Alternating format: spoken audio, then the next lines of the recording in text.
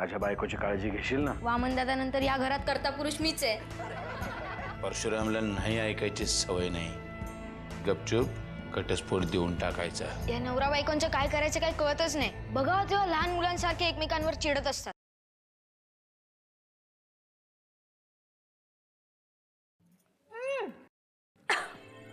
एवढी बेचव झाली भाजी। अशी एकदम जेवणाला नावं ठेवू नयेत अहिल्या। तुम्ही एक घास खाऊन बघा, म्हणजे तुम्हाला माझं म्हणणं कळेल।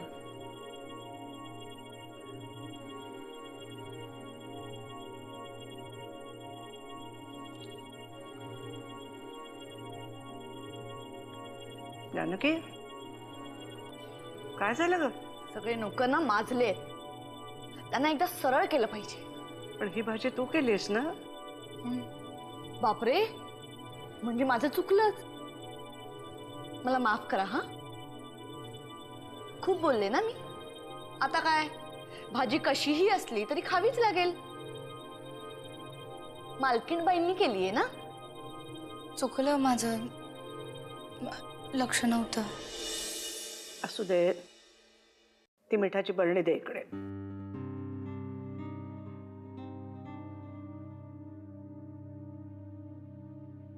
मिठाची नाही, साखरेची बरणी आहे ती।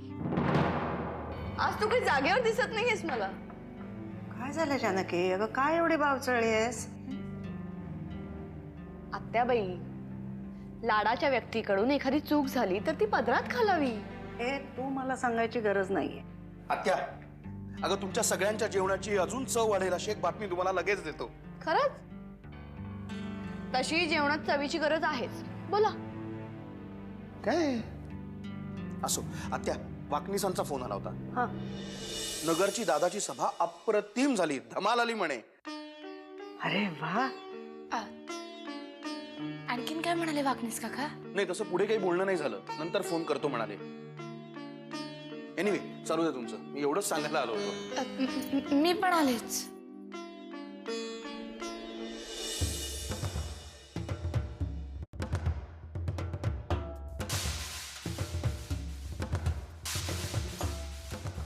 ये सफरचंद्या, माझ्या पोटामध्ये गेल्यानंतर पटापटा पचायचे, वेळ घालवायचे नाही, सकाळची वाट बघायची नाही, कळलं का नाही? नाही तर उद्यापासून केळी खाईन, मी एकटाच पडशील बाजारात।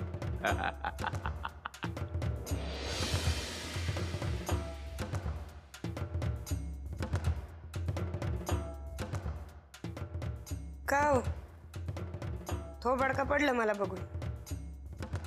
सफरचंद नाराज झालं का तुमचं? तुला काय दुसरे काम धंदे नाहीत काय? मी सफरचंद खाईन नाही तर रताळ खाईन, तुला काय करायचंय? काही नाही, कीव येते तुमची आता। माझी क्यू करायची नाही, ठार मारून टाकेन। तिथं येऊन मला सहानुभूती दाखवायची नाही, पहिला सांगतोय। परशु शेठ, जीवच घ्यायचा असेल ना तर जिच्यामुळे तुम्हाला त्रास होतोय ना तिचा घ्या, तुमच्या बायकोचा। एवढं सोपं नाही ना, नाही तर कवाच घेतला असता तिचा जीव। परशु शेठ, इतक्या दिवसात किती लोकांचे जीव घेतले तुम्ही? आतापर्यंत सगळं दुसऱ्यासाठी करत आलात, आता स्वतःसाठी काहीतरी करा। मला काहीतरी माझ्या फायद्याचं बोलली तू. बोल बोल. नाहीतरी आता ती सुमित्रा तुमच्या गळ्यातली धोंडच झाली आहे ना. किती दिवस गळ्यात अडकून फिरणार आहात तिला? काय तो सोक्ष मोक्ष लावून टाका एकदाचा. बघ तसं काहीतरी बोल नको. मग मला काहीतरी करावं असं वाटते. काहीतरी नाही, जे पाहिजे तेच करा. काटा काढा त्या सुमित्राचा कायमचा. तो तर काढणारच आहे मी. पुढच्या 2-4 दिवसातच काढतो की नाही बघ. पण तिला मारायचं कसं? हा?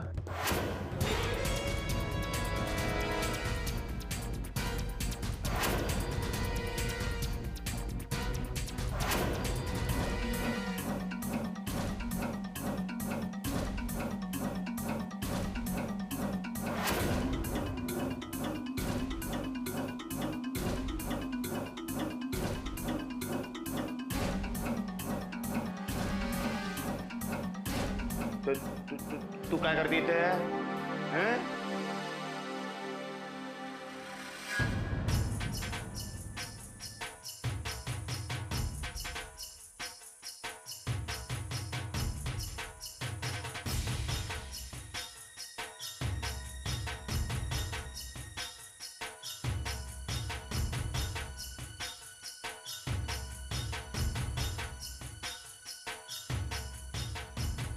ही कधी आली होती?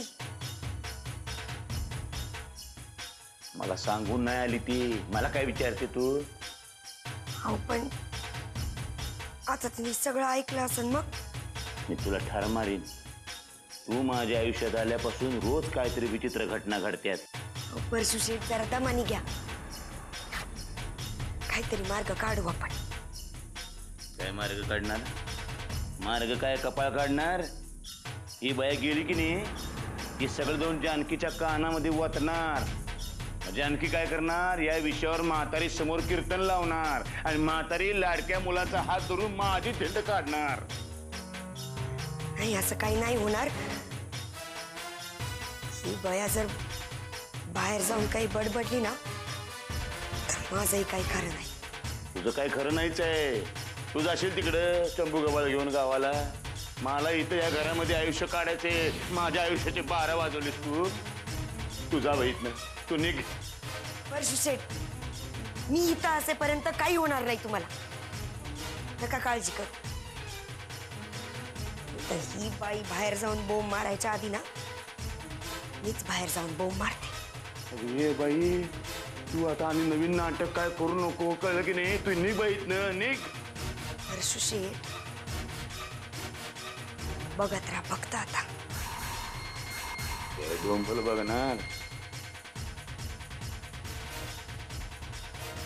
एवढे खेळ बघितलेत ना, आता हा शेवटचा. बघू या खेळात तुमची आत्ताची बायको जिंकतीये का तुमची होणारी बायको.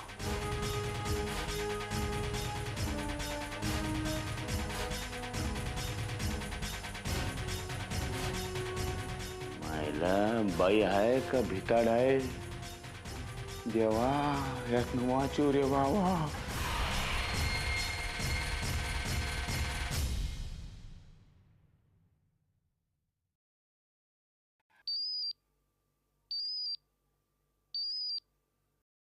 हॅलो.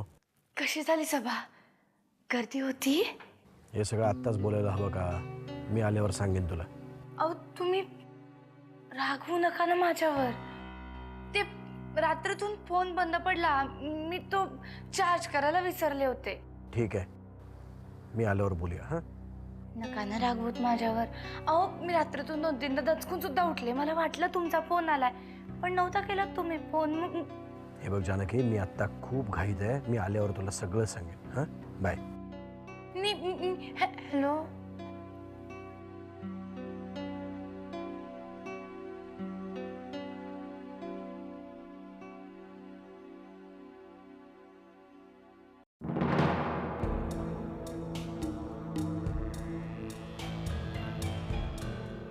जानकी ताई, मला थोडं बोलायचं होतं तुझ्याशी.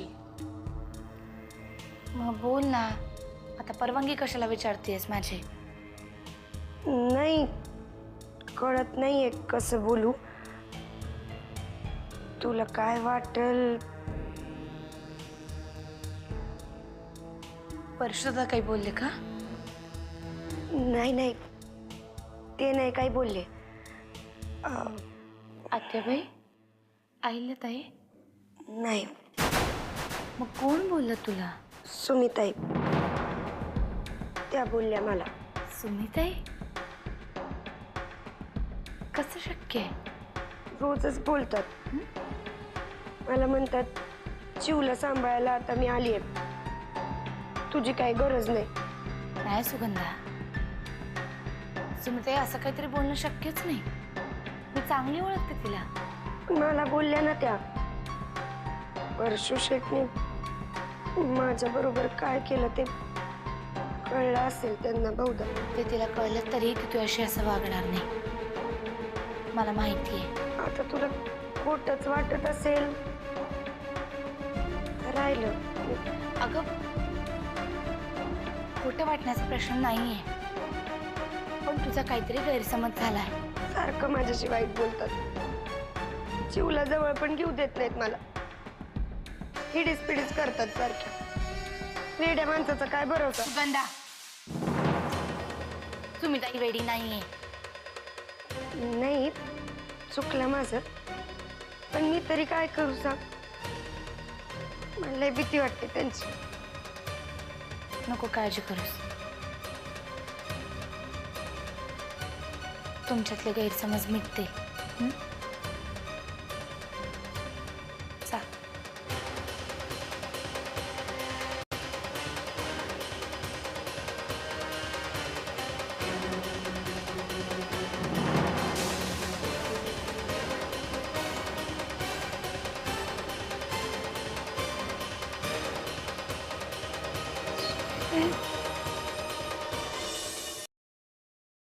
वा, छान.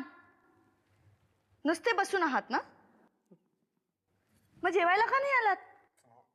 का भाऊजींच्या यशानेच तुमचं पोट भरलंय? अहिल्या, दादा आता मागे वळून पाहणारच नाही बघ. रमावती, नगर, यानंतर आता नाशिक आणि हळूहळू उभा महाराष्ट्र. तुम्हाला एवढा आनंद का झालाय? Come on Ahilya, for a change तरी दुसऱ्याच्या आनंदात आनंद मानायला शिक ना. बेगानी शादी में अब्दुल्ला दिवाना अशी अवस्था झालीये तुमची. लग्न कोणाचं आणि उत्साह कोणाला बघा. प्रेम, प्रेम म्हणतात त्याला. हा,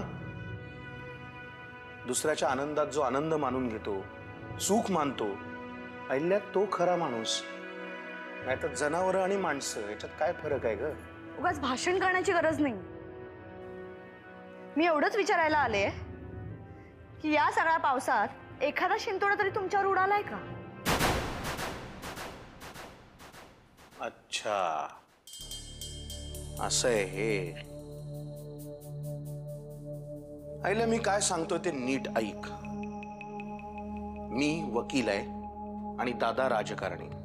हा, संपूर्ण भिन्न भिन्न गोष्टी आहेत या. त्यामुळे उगाच नसती स्वप्न पाहू नकोस. ज्या दिवशी तुमच्याशी लग्न झालं ना, त्याच दिवशी स्वप्न पाहणं बंद केलंय मी. त्यामुळे आता जे काही सांगते ना, ते तुम्हाला सत्याची जाणीव व्हावी म्हणून सांगते.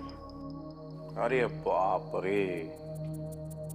अच्छा, तर मग दादा राजकारणी आहे याचा मला काय फायदा होऊ शकतो हेही सांगा एकदा. बोला. राजकारणात एखादं पद तरी मागू शकता ना तुमच्या बंधुराजांकडे? हो, नक्कीच मागू शकतो.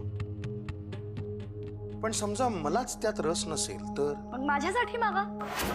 मला रस आहे. राजकारण माझ्या रक्तात आहे. ते तू मला वेगळं सांगायची गरज नाही अहिल्या.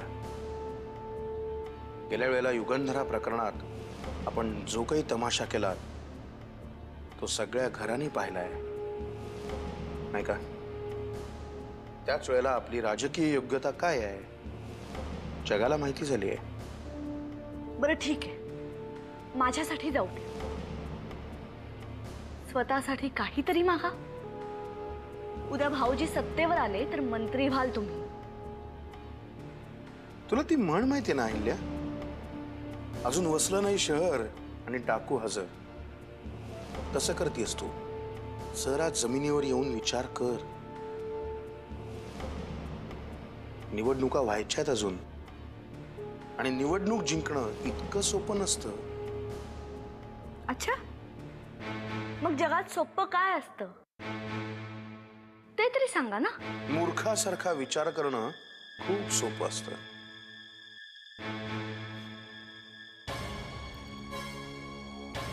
जो तू नेहमी करतेस.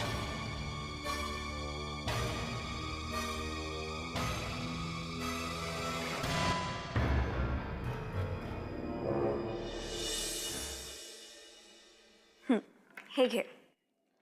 काकू मला खरंच काही खायला नकोय ग आता. अगं माझं खरंच पोट भरले. जो येतोय तो मला खायलाच देतोय. मी तुझ्यासाठी खायला नाही प्यायला आणले. घे. अगं पण हे जे काही आहे ते शेवटी माझ्या पोटातच जाणार आहे ना. आणि खरंच माझ्या पोटात ना अजिबात जागा नाहीये ग आता. हे बघ अमृता, आम्ही हे तुझ्यासाठी जे काही आणतोय ना ते तुझ्यासाठी नाहीये, ते ना होणाऱ्या बाळासाठी आहे. आता हा डाळिंबाचा ज्यूस, यानी ना बाळाची कांती एकदम सतेज होते बघ. घे. थोडक्यात काय, तू मला ज्यूस प्यायला लावणारच आहेस. माझाही नाईलाज आहे ग. निदान होणाऱ्या बाळासाठी तरी घे. अगं जानकी बरं झालं तू आलीस. प्लीज अगं प्लीज सुमित्रा काकूला सांग ना, ती मला बळे ज्यूस प्यायला लावते. जानकी आता तूच सांग हिला डाळिंबाचा ज्यूस बाळासाठी किती गरजेचा आहे ते. हे बघ, बाळ पोटात असताना आई काय काय खातेय, काय काय पितेय, यावरच बाळाचं आरोग्य अवलंबून असतं. हो की नाही ग? मला काय माहिती, तुम्हाला दोघींनाच अनुभव जास्त आहे ना याचा. नाही, तुलाही येईल अनुभव, कारण आता आमच्या नंतर तुझाच नंबर आहे. काय ग जानकी, खरंय काय ऐकतेय ते? आता तुम्ही दोघी मिळून मला छळू नका. अच्छा, आणि तुम्ही मला सारखं सारखं खायला घालून छळताय त्याचं काय? मी नाही, सुमिताई. नाही पण मजे मजेत का असे ना, मुख्य विषयाला हात घातला गेलाय. काय अमृता? अगदी बरोबर आहे. काय का जानकी? चला मी जाते, मला बरीच काम आहे. अगं खरं तर मी सुमिताईशी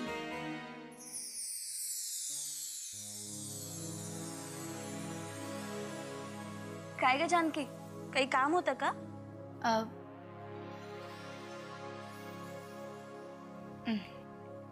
नाही, काही नाही. हे बघ जानकी, तू उगाच विषयाचे टाळाटाळ करू नकोस. तू अजूनही आमच्या प्रश्नाचं उत्तर दिलेलं नाहीयेस. तुमच्या प्रश्नांची उत्तर तुम्हीच शोधा, मी जाते. ए जानकी, अगं ऐक तर. जानकी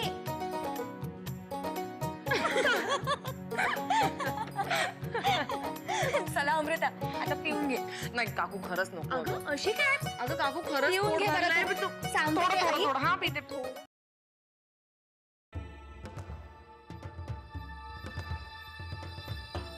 अगं त्या पेपरातल्या गावातल्या बातम्या काय वाचते, मला महत्वाचं बोलायचं आहे. अरे हो हो हो, काय घाई काय एवढी? त्या सुमित्रा बरोबर माझं लगीन लावून देताना तुला घाई होती, पुढे होतीस तू. दादाला तर समाजसेवेचा ऊत आला होता. मग आता काय चाललंय ते दिसत नाही तुम्हा लोकांना? तुम्हा नवरा बायकोंमध्ये काय चाललंय ते आम्हाला कसं कळणार? दादा आणि जानकी मध्ये काय चाललंय ते बरोबर ठाऊक असते, आमचं तेवढं ठाऊक नाही होय तुम्हाला. तुला जे काही बोलायचंय ना तेवढंच बोल. ठीक आहे, त्या सुमित्रापासून मला घटस्फोट पाहिजे. काय डोकं बिकं फिरलंय का काय तुझं? नाही माझं फिरलेलं नाही, तिचं फिरलेलं आहे. जरा कुठे बोलायला गेलं बोलत नाही, तोंड फिरवून बसती. नवरा बायको म्हणून काय तर नातर शिल्लक राहिलंय काय आमच्या दोघांमध्ये, नाही की नाही? मग मी काय म्हणतो, तिच्या जबाबदारीतून मला मोकळं करून टाक की. तू कधी या लग्नाची जबाबदारी घेतली होतीस रे? हे बा आता विषयाला फाटे नको, घटस्फोट पाहिजे, बस संपला. अरे या घरात सध्या काय चाललंय माहिती नाहीये का तुला? नरसिंहाच्या डोक्यावर काय कमी ओझी आहेत का? अजून निवडणुकीचा निकाल लागायचाय. त्याच्या आधीच काय रे हे तुझं? इथे माझ्या आयुष्याचा निकाल लागायची वेळ आली आहे आणि दादाच्या डोक्यावर जबाबदाऱ्यांची महत्व आहे होय तुला? हे काही नाही, त्या दादाच्या भल्यासाठी आम्ही आमच्या सुखाचा बळी किती दिवस द्यायचा? तुझ्या सुखाचा बळी द्यायला दुसऱ्या कोणाची गरज नाहीये परशू. तुझा तोच पुरेसा आहेस. ती म्हैस आहे की नाही माझी बायको डोक्यात जायला लागले माझ्या घटस्फोट पाहिजे गप्प म्हणे. बस. सून आहे ती या घराची. हे, मग तू तुझ्या खोलीमध्ये रात्रीची झोपायला घेऊन जात जा है की नाही. माझ्याबरोबर झोपली की नाही एकदा तर मी गळा दाबणार. आत्याबाई मी तिचा गळा दाबणार सांगून ठेवतो तुला मी. होय काय नाही तो दादाचा निकाल केव्हा लागेल तेव्हा लागेल. त्याच्या आधी माझा यो घटस्फोटाचा निकाल लागायला पाहिजे. अरे तो नरसिंह आहे म्हणून तुला एवढी तरी किंमत आहे रे. नाही तर रस्त्यावरचं काळं कुत्रं तरी विचारत होतं का रे तुला? कीर्तन नको चालू करू. घटस्फोटाचं काय करत ते सांग. हे लग्न नरसिंहांनी लावलेलं आहे त्याच्यामुळे या बाबतीतला निर्णय नरसिंहच घे. मी याच्यामध्ये पडणार नाही. मला काहीही विचारू नकोस कळलं?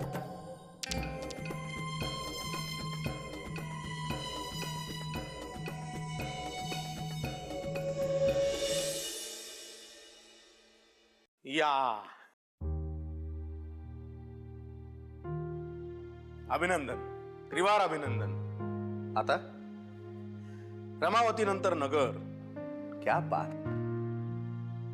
तसं नाहीये वामन. रमावतीपेक्षा ही नगरचं यश आपल्यासाठी जास्त महत्वाचं होतं.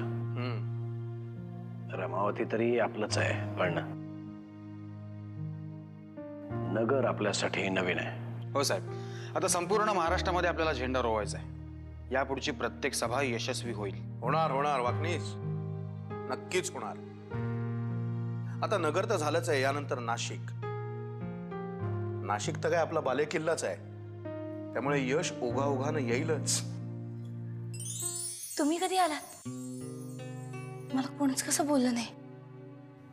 सभा कशी झाली? वाकणीस तुम्ही दमला असाल तर विश्रांती घ्या. होय सर. मी सुद्धा जरा फ्रेश होतो. आलो वामन.